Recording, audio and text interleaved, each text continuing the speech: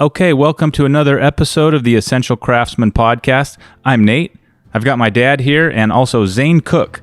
Zane is an instructor at the Northwest College of Construction in Portland, Oregon. This is a trade school. We're talking all about education in the trades, getting started in an apprenticeship program. I hope you enjoy the discussion. Without any further ado, let's get into it.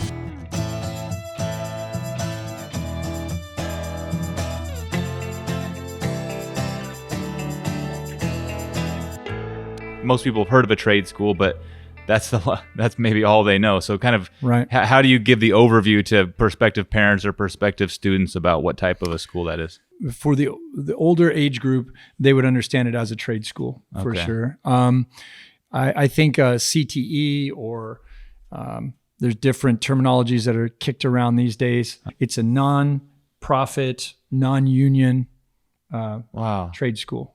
Yeah. Wow. And so it's run from donations or from sponsors or something, or how's both? Yeah. There's so let's see. We have ABC, AGC, NUCA, and HBA are some of the bigger organizations that help. So flesh out any of those acronyms that you can. So ABC is Associated Building Contractors. They're a national organization, independent.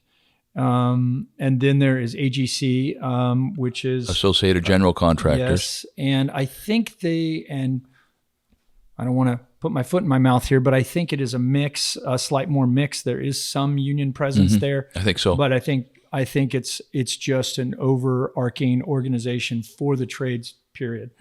And then there is NUCA, which is Northwest Utility Contractors. Oh. And so we call it NUCA, but it's actually, that's not the proper acronym. Yeah. So Right, it's just right. easier to say. Sure. And then HBA's Home Builders Association, if I got that right. Yep. Outside of that, the kind of meat and potatoes of the thing comes from roughly 250 independent builders and contractors that essentially are paying for the tuition of the students or the apprentices. Greater Portland metro area? Yes, actually Northwest. Really? Yeah. Anybody who wants to get involved off the street or a referral or what have you, they just come in and they put in an application. It's pretty easy to get involved. Wow, fill out the application and pretty much they're in. Well, sort of. kind of. Kind yeah, of, I mean, you've got to pass your analysis, your P-test, Right. whatever.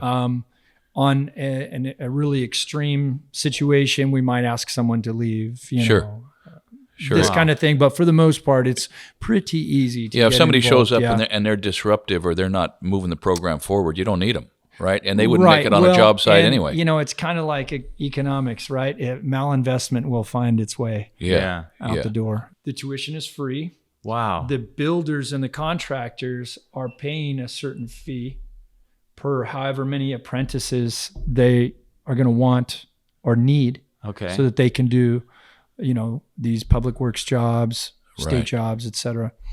And for that fee, that goes into kind of the bucket, the fund for that keeps the school running. So Kelly and I drove up there and I got a chance to speak to a couple classes.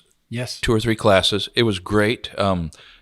It was a pretty diverse bunch. There were some younger kids there who weren't exactly sure what was going on. It was a POIC thing where they were just coming in just to get a look at what a saw was and how a shovel worked and just to have some conversation about what construction even consisted of, just for their own sort of horizon, just to move their horizons out a little bit.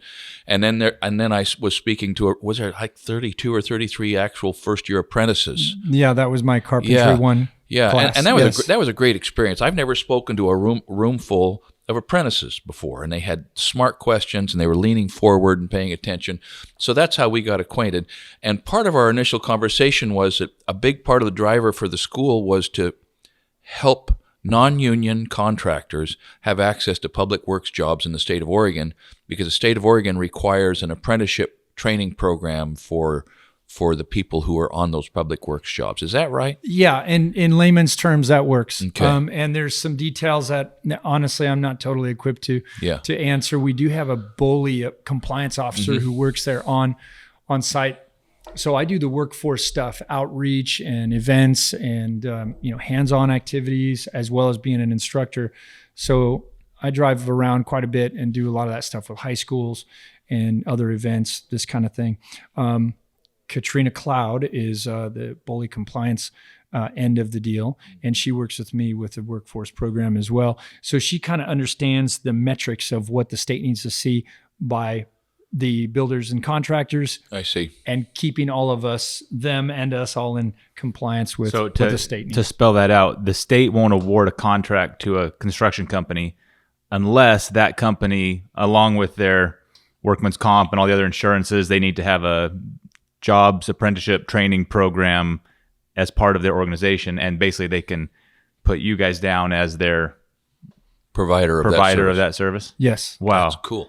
This has got to be the most productive nonprofit impact I've ever heard of, with all of these valuable contributions. This is the most real world helpful, valuable win. It's amazing. Yeah.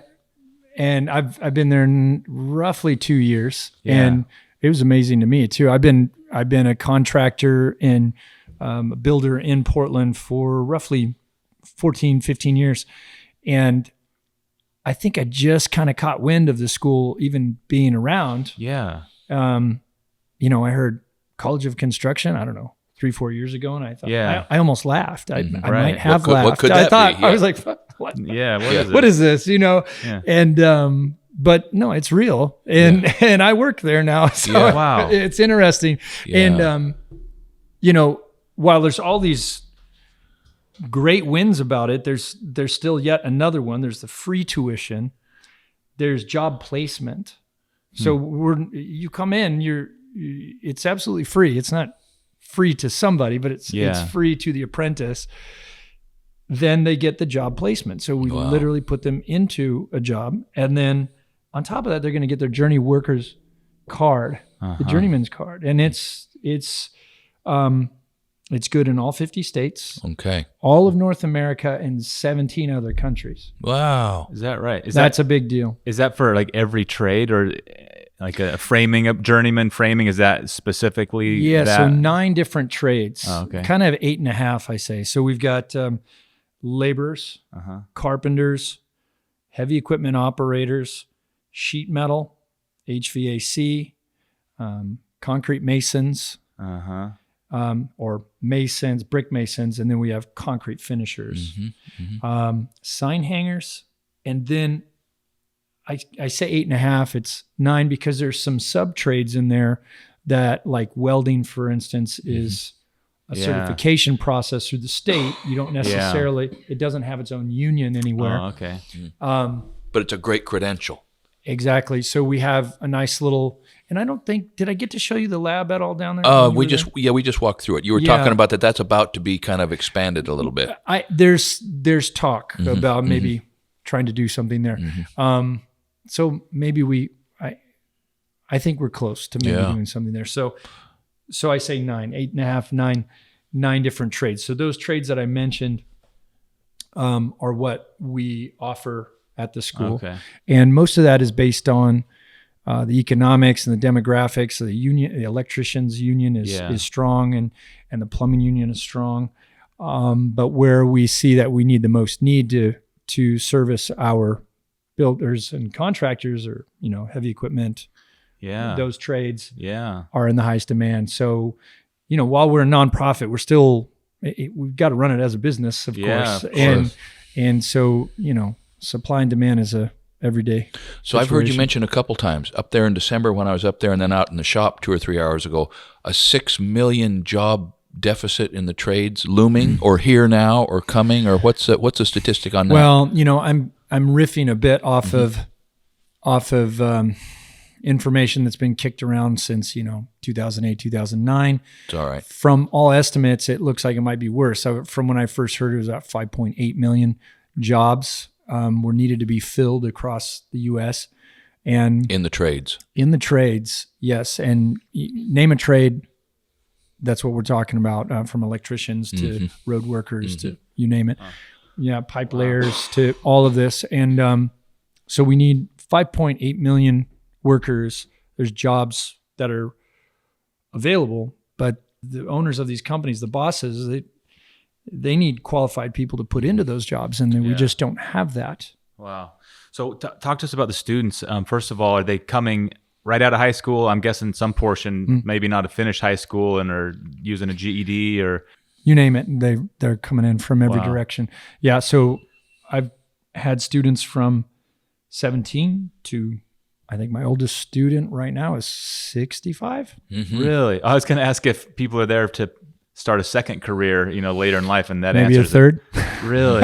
Interesting. And it's the same for them. They can go there and learn carpentry at no tuition cost, no expense out of their pocket.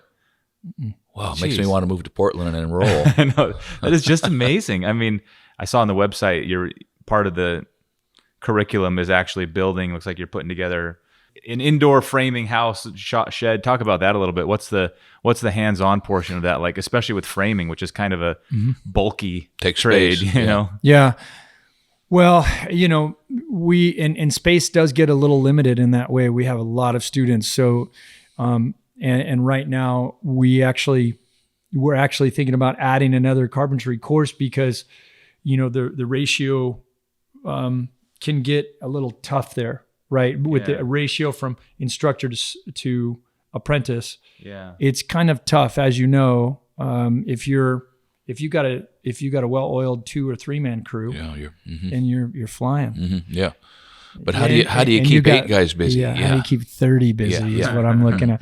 So, but that's a good problem to have. And that's a recent problem. So we're making adjustments to bring about another class to bring those classes maybe down to maybe 20, 15 or 20. And that's fairly manageable, but we have to set up different, if we're working on floor systems, right? We've got to literally go out in the back alleyway out there, and we've got several floor systems being built. So we got bunks of 2 by 10, 2 by 8, whatever we're going to use, and have all that stuff dropped off. We put it together, we tear it apart or deconstruct. Yeah. And with Burke bars. And so that I know I'm not totally answering your question, but we have ongoing projects where we'll frame something up, both steel stud or conventional wood style Western stack framing, and we'll just go through each process from starting with Pythagoras and working our way up, and then just going through each step. I've got them out there with the layout stick and all of the production. That's really, really a valid way to do it. You don't have to be on a project where you start with the footings and work all the way to the top complete. You don't have to build a house to understand the processes and to have had a look at the processes. So when you're responsible to do something, you have a good idea of how to jump in.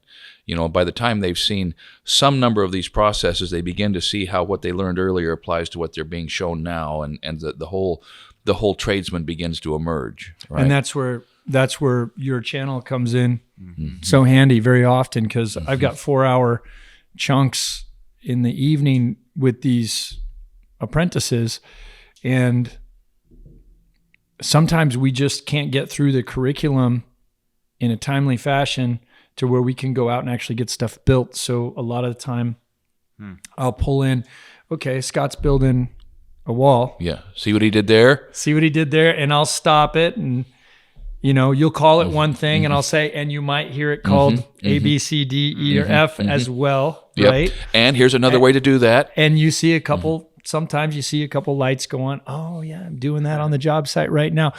So, the visual aid is huge. So when we can't get our hands on out in the shop, which is, we've got to work with that. That's awesome. But, so people like yourselves, and I put a healthy dose of Larry Hahn in there when we're doing. He just builds that house over and over in my classroom. You bet. Yeah, you bet. Yeah, and I'm on thriftbooks.com, so I'm trying to get people. I'm trying to get them to go buy the books and really get an understanding of the process, because as you know, as builders, we're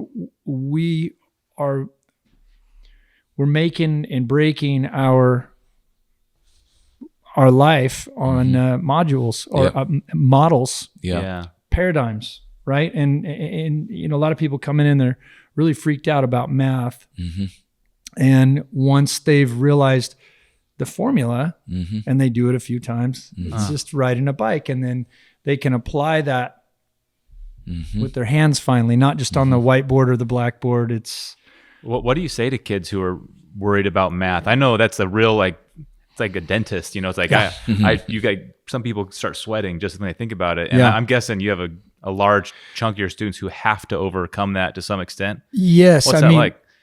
It is, it's not so bad. I like them.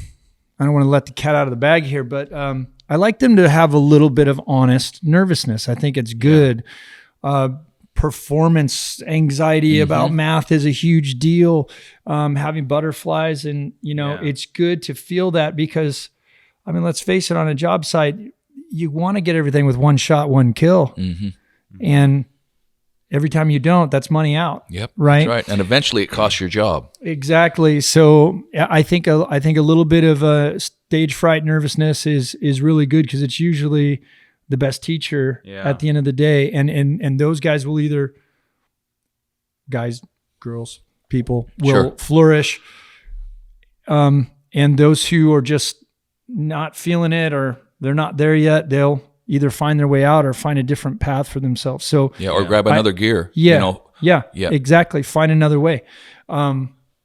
So long and short of it, I try to let them feel a little scared about it, and then I help them to realize that it's really not scary, and we just try to identify the math that's necessary for one task. Yeah, that seems like a big difference compared to maybe high school or even middle school, where you're learning and doing math that you cannot connect with how it's going to be in your life. Yeah. Whereas that's the only reason you're talking about math is because how it's going to connect with their job at work tomorrow, or maybe like the next hour when they walk over to the little mini job site. So that's got to be almost refreshing for kids who have been afraid of math, or maybe just skeptical, to be like, okay, now this person's actually going to show me how I'm actually going to use it in real life. That would be kind of positive, I think, at least from where I was with math. So let me throw this out, and I'll share this with you,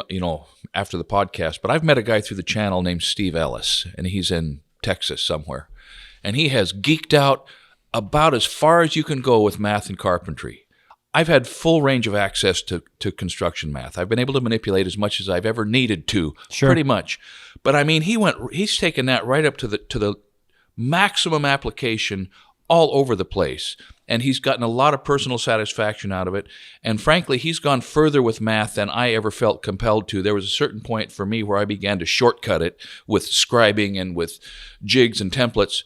But man, he really gets it, and he can write about it beautifully. I'm going to connect you with Steve, because he sent me some long texts and some emails with some fascinating applications of ratio and proportion and trig and geometry that is just 2 or 3 steps beyond where most of us stop on the job site. And with phones now, so your calculator's always in your pocket, he's really mastered that to where, boom, the phone comes out, you're not talking, but he solves it.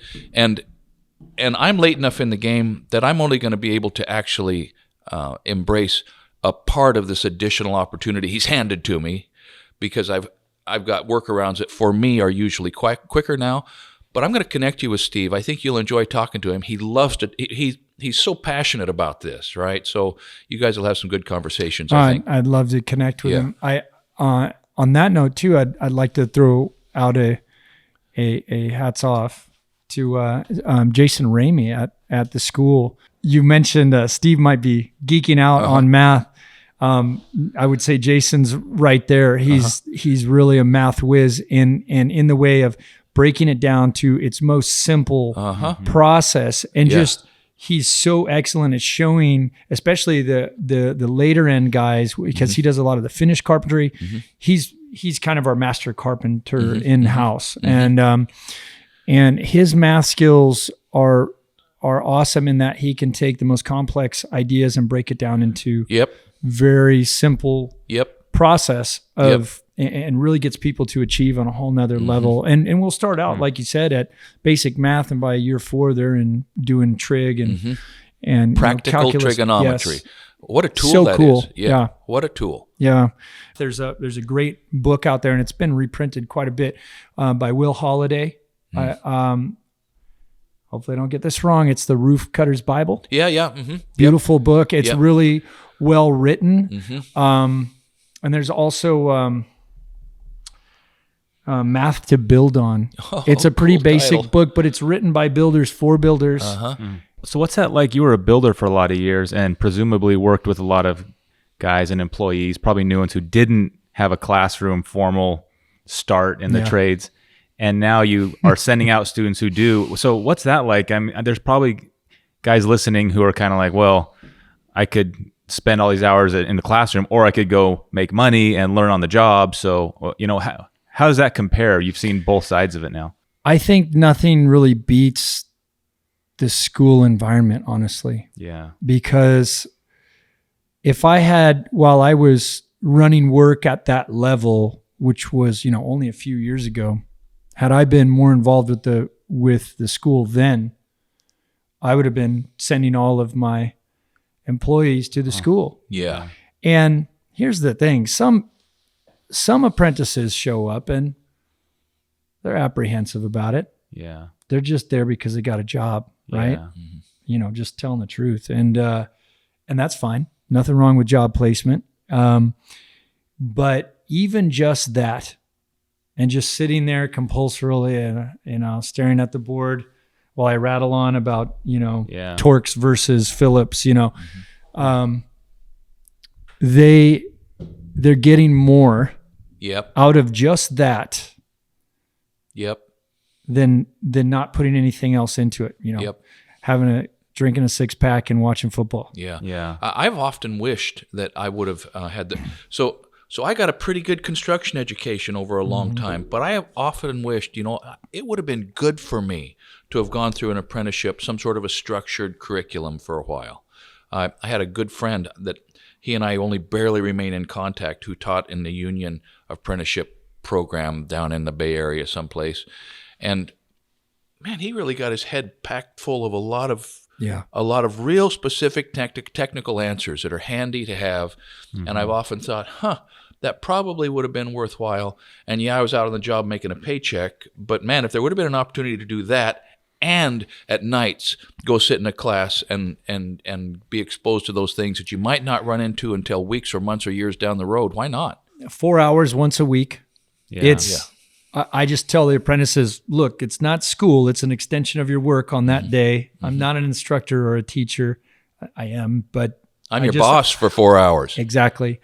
And that's where we keep it. Because the soft skills are really what we're trying to hammer home. Yeah. We could teach them how to cut anything, do the math, do all these hard skills, but they end up keeping their job or losing their job based on their soft skills. So how do you teach soft skills, or what soft skills are you teaching? I just harp on them. like basic, like be on time type of skills, or how does that work with the classroom? Well, I can just talk about it. I'm not there on the job site to say, well, don't cut it this way, hold the saw this way. I'm not there with them every day. But I've been getting pretty positive feedback that people are coming back and telling me, hey, you know what, that happened to me today. You know what you were talking about last week? Personal interaction or something? that happened. Or, hey, I was doing this and this happened. So much of what we do in the trades is really a lifestyle, because it's not something you can learn overnight. And the people who succeed are the people who embrace it as their new culture or that lifestyle. Because if you don't, the learning curve is steep. It's vertical, and especially if you want to change your tax bracket in 3 to 5 years, you got to get on it. So I harp on them about soft skills. Like which soft skills? Which ones do you harp on? Well, like the ones you just hit. Just be to work on time. And then I'll go as far into the weeds as make sure you got toilet paper under your bench seat. Wow. Yeah. Have some rain gear. Yeah. Roll it up. Yeah. A clean pair of socks and even some underwear. Matter of fact, always have a change of clothes for that matter. I mean, these guys are down in trenches. Yeah. They're covered in mud. You don't know what they're coming in. Yeah. All of that stuff that someone just coming out. Wear boots. Yeah. Right. Yeah. I mean, well, in most of the cases, you given. can't even work on a job site now without a set of boots, which, I'll go, and so I have a military background. My family's military. I spent some time in the Marine Corps, and so for me, the apprenticeship thing is it's just military. Let's face it, everyone's got a different style of communication. So, and we get in my classes, there's a lot of psychology 101 going on there. That's not what I'm teaching, of course, but the job site, being flexible and, not taking things too personal and all this kind of stuff. Really, you've got maybe the wife calling, your child's sick, you have other family issues, and you're trying to get up at 3:30 in the morning to be somewhere, by on time at 6 in the morning, and you're not used to all of this. It's raining, it's snowing, there's traffic, all these things that you just really hadn't considered. You're like, well, I just wanted a job, right? And these things start to beat you up, and pretty soon you're starting to fall out. You start not showing up to class, or you start getting caught spinning a little yarn between the job site and the school and this kind of thing. So the soft skills really help people to understand that they're stepping into a different world. I've been told that 80% of intelligence is memory. Okay, now I don't know if that's true, but I know that in construction in a lot of areas, if you know the terminology, if you can speak the language, you're way ahead of the people that can't. And so if you have 4 hours a week just to teach them the language and the terms so that they know what the conversations are about, that's a huge head start, that you're not sitting on the sideline afraid to ask what they're really talking about and betray your ignorance. I saw on the website that you guys have classes about leadership, and that's kind of one of the areas that you're paying attention to. Is that, I'm sure it's a soft skill, that's a part of the soft skills, but regarding leadership specifically, what's the punchline for kids in the trades, and how is that framed for them? So you're referring to what I call retail classes, right? So the tuition free part is different for those that are on their journeyman path. And then we host a lot of other classes that you actually come and you pay for those. Like CE, like continuing education kind exactly. of thing. So there's like crew leadership. We do OSHA training, flagging. We do all-terrain forklift training. Different classes that we do, first aid, all kinds of stuff. Oh, that's so cool. Plan reading, I saw that. estimating. Yeah. There's a lot of really nice classes there that are, you get a certificate of completion. Yeah. Looks great on a resume. Some really quality instructors there. And if a company wants their employee to be trained on something, they just send them there and they don't have to stress about very it. often.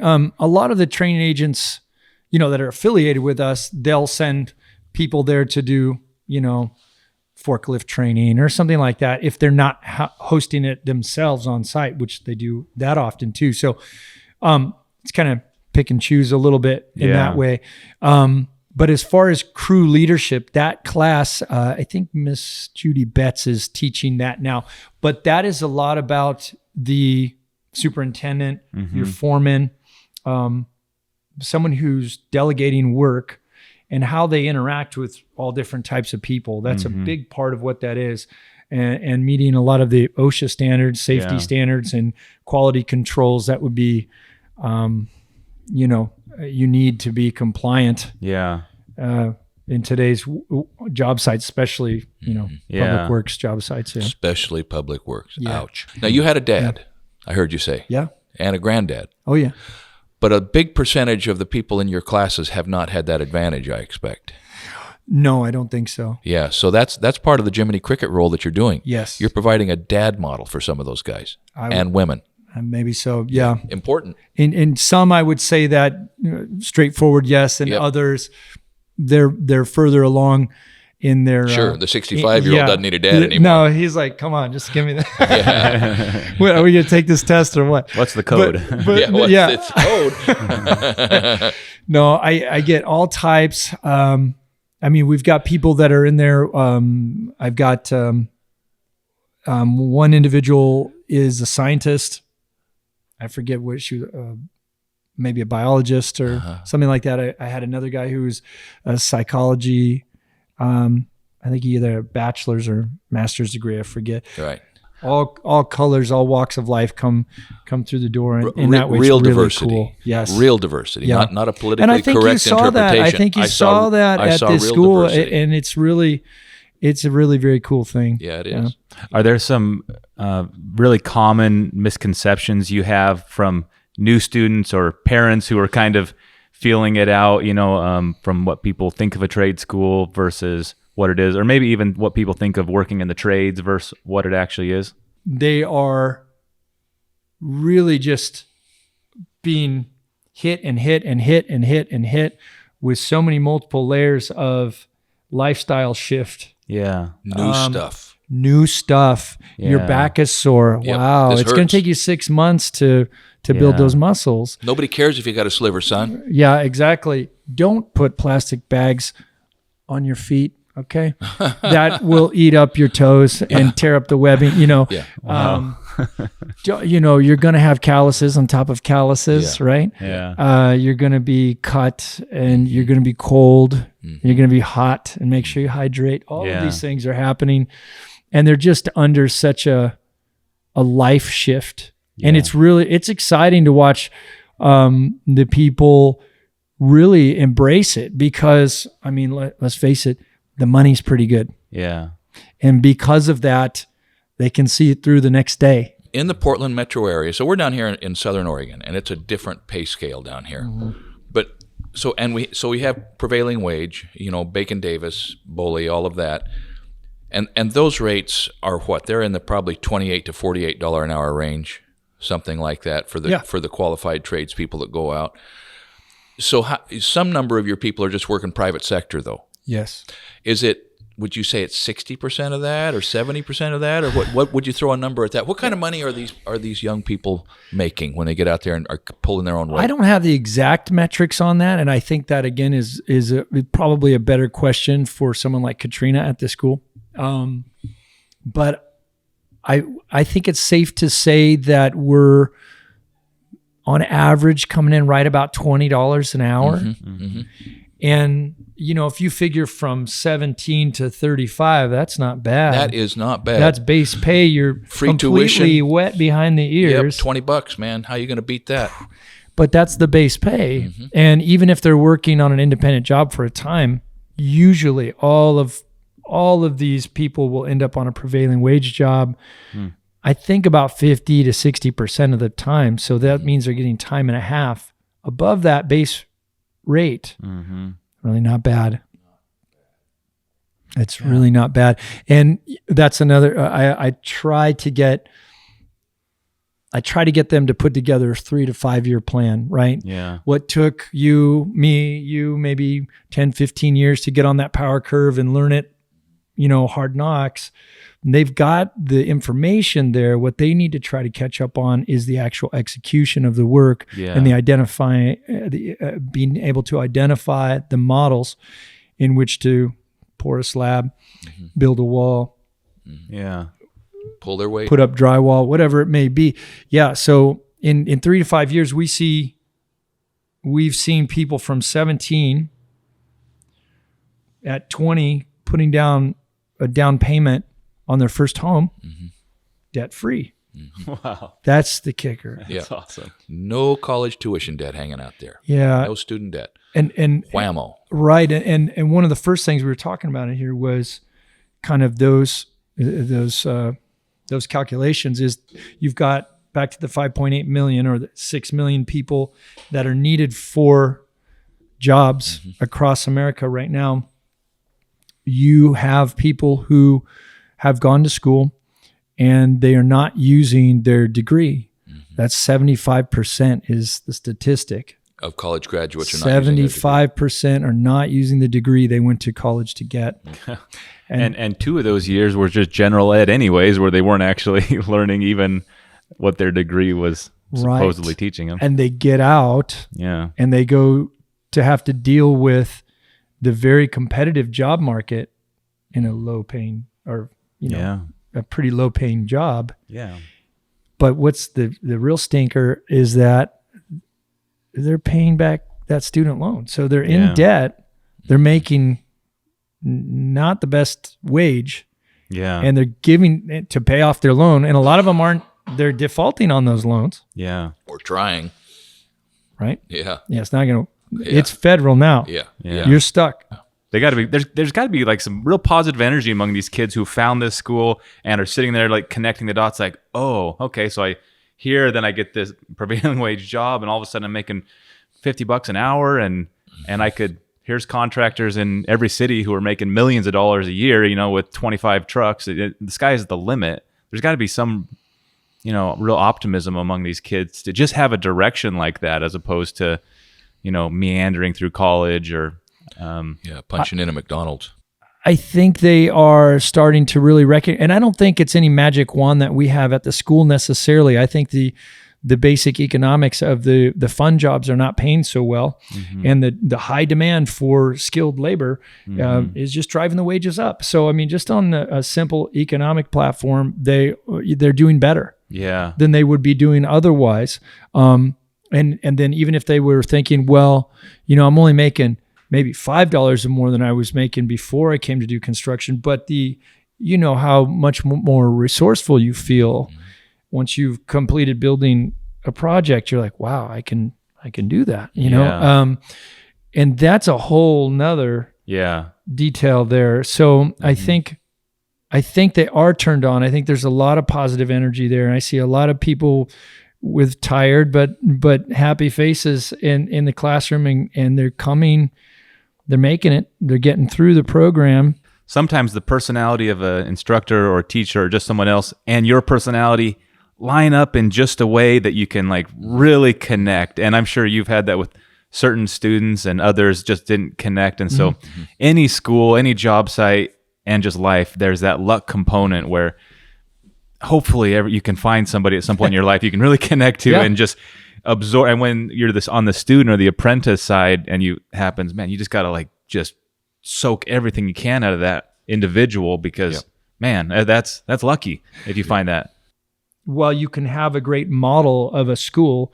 It's about how you support the people who work there and what their livelihood is and how integrated they are into that culture, the lifestyle, and if there's real meaning there. And for me, it's a beautiful thing to see these people turn on and begin to take it seriously. And I try to come at them with an entrepreneurial piece too. While they're going to work for somebody else, I try to get them to not fall asleep, right? Because a lot of people get this complacency that kicks in when they start making better money than they had been making. Right. And they just kind of turn off, or they go buy that TV and the rims, and they get prevailing wage, more money than they've ever seen before. Yeah. And I really try to get them to hold on to that, build that 6 months ahead and start having some financial discipline. I think there's a lot of people who wash out of the trades because they start in those apprenticeship years and they're doing like the not fun stuff, the heavy lifting and the cleanup, and just kind of keep busy. And it's like common words out of their mouth. I don't want to do this the rest of my life. Yeah. Because they visualize, well, if you're let's say an electrician, what you do is sweep up and bend over and pick up heavy rolls of wire and run wire. And I don't want to, and it's almost like, it's hard to kind of shift and think like, actually, when electricians are in the middle of their career at the end, they're not actually doing that. That's what their apprentices are doing. They are making deals and they're solving problems and they're negotiating or they're laying out or they are not doing what you're doing right there. But that's tough to, like, it's part of being a young person and predicting what the future will be like. But it's not, a life in the trades is not the same as your first 2 years in the trades. Yeah. Do you have any insight on what you think are like the big holes in the trades that are needing the most specific training and workers, or in your program, which ones get the most quickest placement and that type of thing? I think laborers and carpenters are in high demand almost all the time. Yeah. And I think a big misnomer or a misunderstanding is that how important a carpenter is and how wide-ranging that skill set is in that trade. As carpenters, you are pouring concrete, steel studs, roof systems, wall systems, floor systems, rebar, steel. I mean, you're touching it all. And I think the person who's really interested in becoming a superintendent, a manager, crew leader, these sorts of things, I push for them. I'm a carpenter, so I'm biased in that way, but I think it's been really rewarding. You really have to know structure and code. Mm-hmm. And when those lights turn on, you can draw, you can do estimates, you could you can get into the legal field of it. Mm-hmm. There's so many offshoots in the industry there because of what you have to be responsible for as an apprentice carpenter to a journeyman, to foreman, superintendent, whatever it may be, project manager. I mean, I like to impress on my carpenters, especially, that you're the long end of the long arm of the law in a way, because everything we're doing is based on, it's all legal. Yeah. It's based on 3 or 4 different codes at any one given time. Right. And you've got inspections, and it's all legally documented, and very often ends up in a court somewhere. Yep. Yeah. Job logs are important. Job logs, RFIs, all this stuff. Liability. It's the liability, and then also understanding the difference between liability and actual efficiency are completely different. And the reasons why we use one type of wood over another, or these, a lot of it's liability. Mm-hmm. And very often doesn't make rational, immediate sense, whereas it's liable. So I put a lot into the carpentry program in that way, because I think carpenters tend to really sprout wings if they really get involved, and they could end up in so many other fields. Yeah. And the construction industry has so many other possible jobs that you offshoot off of. I always regretted not becoming an engineer, because an engineer has such a wide range of options. Every door is open in construction if you're an engineer. Mm-hmm. Well, a carpenter is kind of a paralegal, paramedic. A carpenter is a para-engineer. Yes. And the more math he has, and the more he's seen the 4 basic food groups of construction: concrete, CMU, steel, and wood, the more he's seen how these 4 basic food groups are integrated, and what you just said, the doors fly open and they sprout wings, and they can go almost anywhere because they are builders. Yes. They are not an electrician. Nothing wrong with electricians, Sparkies. Okay, I love you, Sparky. But the fact is, if you're going to be a builder, you have to have built something. Mm-hmm. And so I like thinking of carpenters as para engineers. I agree. And in the last decade now, we're starting to see the emergence of applied sciences, right? So, and that's the stuff we've been doing intuitively, right? We're pounding nails. I mean, in the military, it's ballistics, right? Yeah. I mean, these are real, no BS sciences, and a lot of them are on an intuitive level, and but they are applied all the time, and it's a little bit of that ghost in the machine stuff. It's that carpenter's eye. It's that. It's that the 1,000-yard stare. These kinds of things come out of that field. So now you can actually, and that brings me back to another component of the programs here. That 13, don't quote me on that, but I believe it's 13 consumer colleges or colleges here in Oregon will accept the Journey Workers card from the Northwest College of Construction, and I think they're good for up to 22 credits. If you want to take it a little further and get your and usually to if I'm not misspeaking, and again, it's a good question for our bully person, is that it would be toward an applied science degree, and a lot of colleges, most of the PCC affiliates are doing that. I think, I hired a drywall guy once who had been a drywall just for like a day job, and I was asking him, "Hey, what's it like being a drywall guy?" And he was so proud. He's like, "It's the best trade." And I was like, "Oh yeah." He's like, "Yeah, because you need the least tools." He had an air compressor, a hopper, and a knife. And I was like, "Oh yeah, okay, that makes sense." And it's kind of like what you're saying.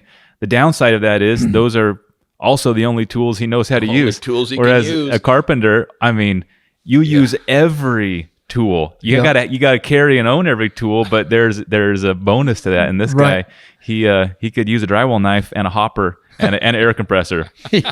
That's probably. I'm not saying that's all he could use, but when you're a carpenter, you definitely get your arms around a lot. Yeah. Do you want to tell the listeners any specifics about how to get a hold of your school and the program, and especially if there's local kids who might be listening who are in the Portland area, how they would go about actually getting in touch with your college? You can go to nwcoc.com. That would be the first and the easiest way. And there's a way there to sort of apply or get in touch. Yeah, if you go to nwcoc.com, you're going to see all of the classes that we have available. It'll talk about the programs. It has an online application form, very easy, and all the phone numbers are right there. Yeah. 503-256-7300.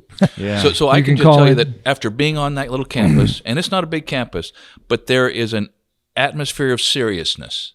There's an atmosphere of intention and purposefulness, and we're not goofing around here, and we're not wasting time, and we're not throwing away any money. If I was in the greater Portland metro area, and if I was in my 20s and starting out, I would be there. And if I was raising my boys up there, and one of them had an interest in construction, I'd say, you know what, you can come work with me if you want, but I think you ought to spend a little time over there too. Mm-hmm. I felt that there was value there. Yeah. Thank you. Yeah. I can speak to the other instructors there. I think we'll take it pretty seriously. We come out of the trades. We either ran our own businesses or are running our own businesses to some extent. And we've all been at least project management at some point or another if we weren't running our own shop. Real world, boots on the ground experience. That's good. Yeah. Well, thanks for coming in, Zane. And thanks for everybody for tuning in and listening, and we'll put links to these websites up in the notes of the video.